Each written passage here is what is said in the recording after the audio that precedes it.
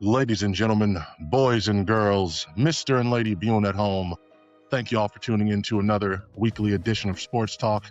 It is Kinetic Aesthetic. I'm your hostess with the mostest, the man they call Jeremy. And with all that being said, let's get into it. There has not been a lot to talk about this week outside of the NBA, which is what we're going to be focusing on. The first round of the NBA playoffs has just wrapped up, so I want to get all into that. Aside from that, there's really not much else for me to even really speak on. Stephon Diggs has a trial for assault from his chef that is in the news right now. That's going crazy, but it's really not worth me talking about.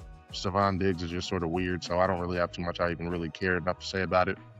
So with all that being said, I'm going to just jump straight into it. Like I said, the NBA playoffs have wrapped up the first round, so we're going to be previewing what's going to happen in the second round. But first, I want to go over everything that occurred in the first. Starting off, we had the Pistons and the Magic series, 1 seed against the 8 seed. This shit was crazy. I still don't know how Detroit found themselves in a position where they were down 3-1, but they were able to overcome it. Game 7, honestly, ever since they went down 3-1, you have to give a lot of credit to Cade Cunningham because this nigga just started showing out. He was averaging 32 a game. He was doing whatever he had to get those wins. Like, Orlando was putting pressure on him, and there was not a lot of help coming around from the other side from anybody else on his team. But Cade shined through. He showed why that team was number 1 seed and why he was an MVP candidate. And honestly, he deserves a lot of credit because it really was all going through him. Like, of course, Detroit, they had to really overcome their own. They had to really overcome a lot. Orlando did fuck themselves up by missing 23 straight shots, which is fucking insane.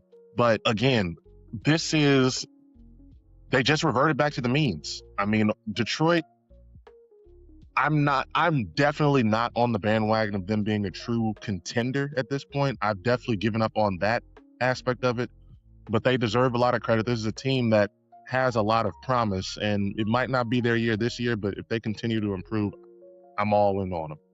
I like Cade. He's really fucking impressing me this playoffs right now, so I've got nothing bad to say about him.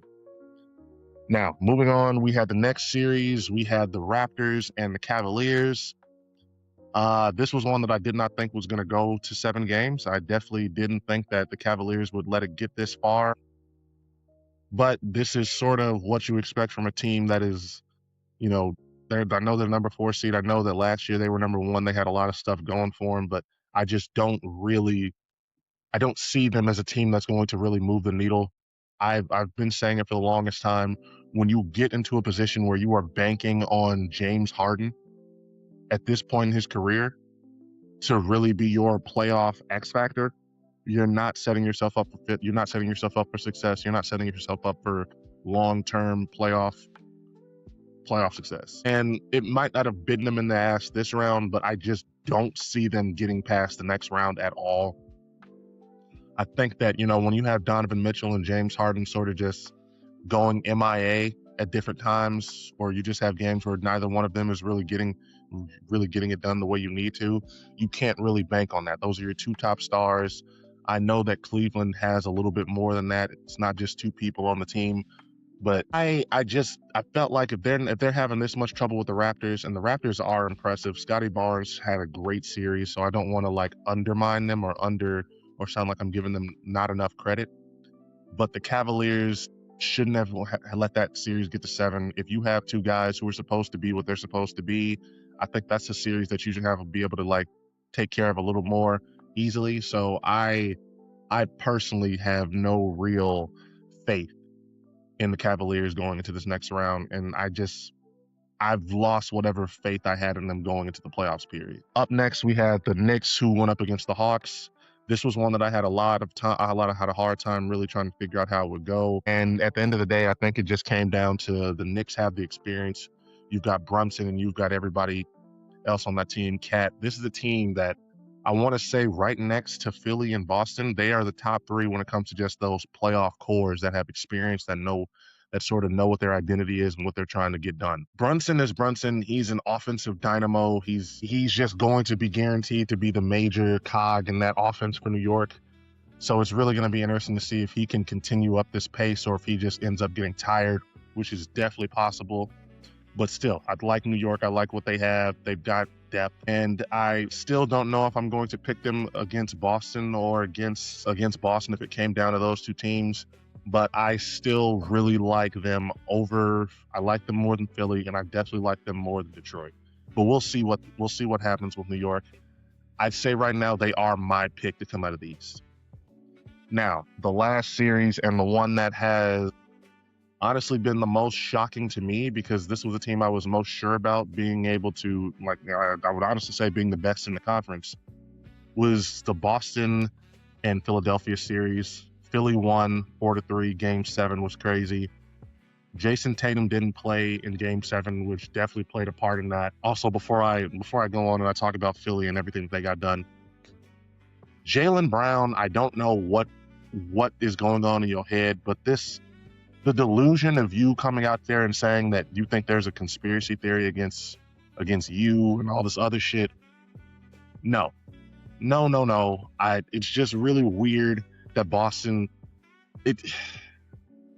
I'm not a Boston hater, but I also am like somebody who I think they've definitely gotten their fair share of championships. So it's just really aggravating for me to hear a player from that team, from that city, try to complain about the refs being out to get him or a conspiracy theory or shit like that. Like, no, man, you guys just lost.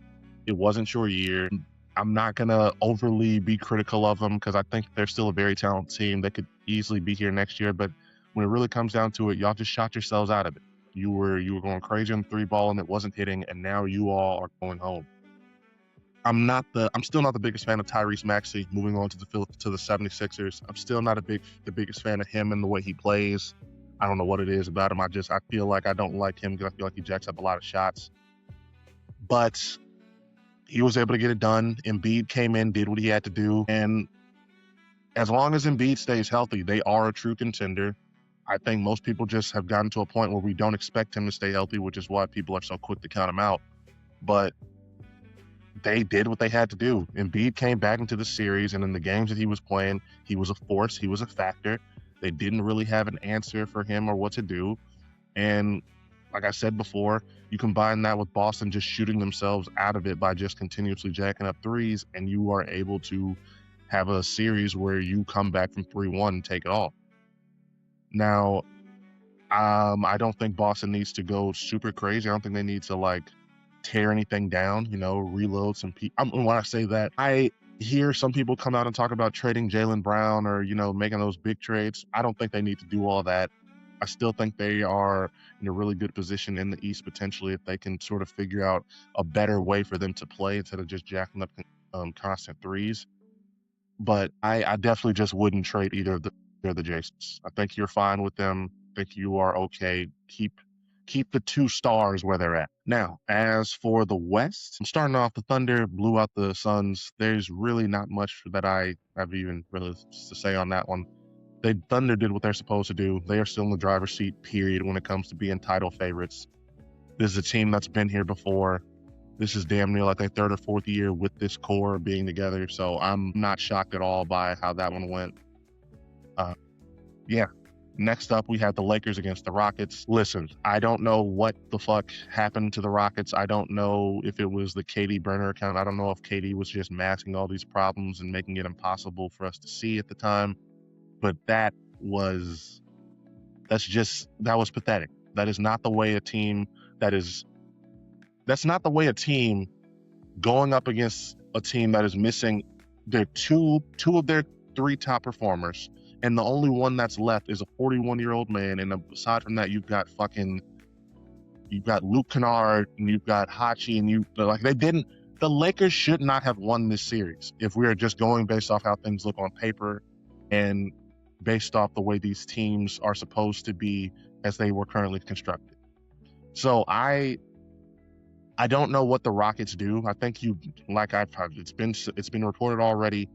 You probably are going to have to trade Cade. I don't know how you bring him back with all of just the noise that has come out with him and his whole like tweets and everything like that. So I think they've got to make some big changes. You can't go into this next season just running everything back. It's not going to work. Now for the Lakers, this is a team I was believing in the beginning of the season as favorites to be in the finals. So I'm happy with this result. I'm not necessarily surprised by it. I think they're an extremely talented team. You know, LeBron is LeBron. 41 years old. He is still LeBron fucking James. He is still a matchup nightmare, and he's still got it in him to give you a good 25 a night along with everything else. So you combine that, you have Austin Reeves coming back. If Luka is able to come back during this next series, again, I don't think that it's gonna. I'll wait till we get there, but it's gonna be hard for them to even stand a chance in this next series. But what they showed in round one, missing two of their top guys, is exactly why I sort of predicted them to be able to be in this position at all. They have a lot of talent on the Lakers. LeBron is a good player. I like JJ Redick as a coach. They don't have it all right now as they're currently constructed. Injuries aren't helping them either, especially when Luka was coming out looking like an MVP before he got hurt. But I just think that, they shouldn't panic too much. We don't know what's going to happen with LeBron at the end of this year after this next series is gone and they're probably done and going home. But I do like what the Lakers have going on. Now, the next series, we have the Nuggets against the Timberwolves. The Timberwolves were able to win this series 4-2. Man, oh man. This was a series that I just did not, I couldn't predict. This and the Hawks and New York Knicks series were the two that were just very hard for me to predict. I'm not necessarily shocked by the outcome. I definitely thought the Timberwolves always stood a chance to win. I'm a little surprised by the way the Nuggets showed up, especially in that last game. Jokic just having an off series the entire time, and then Jamal Murray just coming out flat in that last game. It does lead me to believe I don't know what is next for the Nuggets in their future. I just got done talking about it. I'm not the biggest fan of just blowing things up. Maybe just like making huge, drastic, sweep-changing maneuvers, but if you're Denver, it can feel like, you've done as much as you could with this current core, with everybody that they have. So maybe they want to explore it. I would probably just recommend, make sure you think long and hard about that decision, because when you're making a decision that big, you have to be certain on. Aside from that, Minnesota is just, out of all the teams that I talked about, and I talked about it when I was talking about the East Coast teams that have that playoff experience, Minnesota just, they're the top. They are playoff overachievers. If they get into the dance, do not count them out. I'm at that point now, even without Ant being in the lineup for most of the series. This is a team that believed in themselves enough. TJ McDaniels coming out, talking his shit, saying what they were going to do, and then doing it. So you really have got to give Minnesota a lot of credit for the way they showed out and the way they came out and just came prepared to play. They didn't let it even go to 7 games. They closed the shit in 6. I'm a big fan of them. I'm a big fan of what they got going on. If they can get Ant back, this can definitely turn into a very, very surprising run.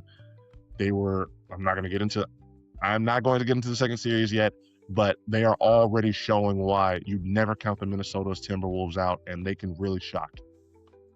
Now, up next, finally, for the first round, we had the Spurs going up against the Trailblazers. They were able to win this series 4-1. The only real reason why I think they even lost the game at all was when Wemby went out with his concussion. Portland was able to take advantage of him being out. I'll say how I thought after I saw that game, and I'll repeat it now. When you have somebody like Wemby who is putting you that much over the top, it's crazy, because when you take him away, that series is probably going to be a lot closer. It's probably going to 6 or 7 games, and they're a lot tighter. But when you have Wemby in there, when you have him, it's just a comfortable gentleman's sweep. So, yeah, that was the first round. The Spurs came out. They showed their youth, because they're a young team. Don't get that confused, but I definitely think that they have proven that they've got the talent to take this all the way. It's just going to come down to whether experience is going to come to bite them in the ass. Now, second round, we've got the Thunder going up against the Lakers. We've got the Timberwolves against the Spurs. We've got the Pistons against the Cavaliers, and we've got the Knicks against the 76ers. We've had 2 series that have already kicked off as of this recording, but I'm going to talk about the 2 that are going to kick off tomorrow first. Starting off, we got the Thunder against the Lakers, and it's like I was sort of alluding to, I don't really see a way for the Lakers to get more than a game out of this, especially with Luke out. LeBron is going to be able to do as much as he can. I think maybe there's a game where he turns back the hands of Father Time. Maybe they are able to steal a second game, but I just don't see the Thunder being taken to 7 games. I really find it hard to believe they'd even get taken to 6 by this Lakers roster, especially with Luke out. I just don't. They're just too good. I'm at the point right now with the Thunder, with SGA and the prime of his powers and everything right now. You can hate him for the flopping and all the extra shit as much as you want, but right now, he's got it. He's got it. He's got the X factor. The whole team is just on point. I don't really see a way for the Lakers to really stand a chance against this. It feels inevitable what we're going to be heading towards in the Western Conference Finals. And I would have really believed that for the other half of this equation. Now we're talking about the Timberwolves and Spurs. I'm going to just talk about the West Coast period first. But after game 1, where the Timberwolves were able to steal a game in San Antonio, now the home field advantage has been taken out of it, this is no guarantee. Don't be shocked. Don't be surprised, because like I said, when it comes down to that playoff experience and, having been there before, the Timberwolves have an edge in that department way over the Spurs. Now, I still believe that the Spurs' talent and Wemby, that they're going to sort of figure it out and be able to, take this series home. I'm probably going to say it's going to go to 6 now, but don't be shocked if the Timberwolves are able to pull this off. I'm not going to be surprised if Ant comes back. He's already came back on game 1 on minutes restriction. It's like I said, it's just coming down to experience. It's just coming down to having been there before. I just don't really find it smart to bet against Minnesota. We've already seen what happened when people were counting them out in the first series when they were down to Denver. I'm not doing it again. I'm not going to count against them, especially when they're going up against a really young team with a young superstar who this is his first real playoff run. I'm not going to hold it against Wemby if they were to fall in this round. I'm not going to think that means that he was overhyped, that he didn't deserve all the praise he's been getting this season. All it would mean is that they just ran into a team that was built for this moment, that was built to overcome them as they currently construct. But like I said before, we shall see. It's all going to come down to, in my opinion, whether Wemby can fully stay healthy. Now, moving on to the East, we had the Knicks going up against the 76ers. The Knicks were able to blow their asses out last night. I want to say it was 138-98. Brunson was offensive dynamo. He was on fire. It was at home. And, the 76ers, I'm going to try to maybe give them the little, I don't know. I don't really know what else to really say. It was coming, they came out a little bit flat. Embiid didn't have his best performance. So it's going to be interesting to see how that series goes. I don't think that it's going to be blowouts all the way, but we shall see. I'm probably going to pick the Knicks to take that series in about 6 games, but we shall see. Now, the one that I am having the most trouble trying to really figure out in my head is the Pistons against the Cavaliers, and I'm having a hard time trying to figure out how this one is going to go, because the Pistons just came out and nearly shit the bed against the 8th seed in the Orlando Magic. And on the other hand, we've got the Cavaliers, who I know in the back of my head, I am just waiting for the moment that James Harden shits the bed completely. Hell, him and Donovan Mitchell just shit the bed, and like the Cavaliers get booted. I see this being another tight series. I don't know if I see it going to 7, but I see it going to at least 6. And I'm inclined, just because I believe in Cade. I believe in Cade, and I believe that if James Harden and Donovan Mitchell were to completely disappear like they should, I believe in Detroit's ability to get the job done against them. So I'm leaning towards picking Detroit here. I think they're going to be able to reach an Eastern Conference Finals. I don't like either team against the Knicks if things were to get that, depending on whoever gets there. But yeah, all things considered, this is not a game where I have any real faith in the 2 stars on the Cavaliers to be able to take them home. Like I said, James Harden, you're just waiting for him to really shit the bed and disappear, to fuck up. And Donovan Mitchell is so topsy-turvy. He just does enough during the regular season and every now and then to remind you why he's an all-star.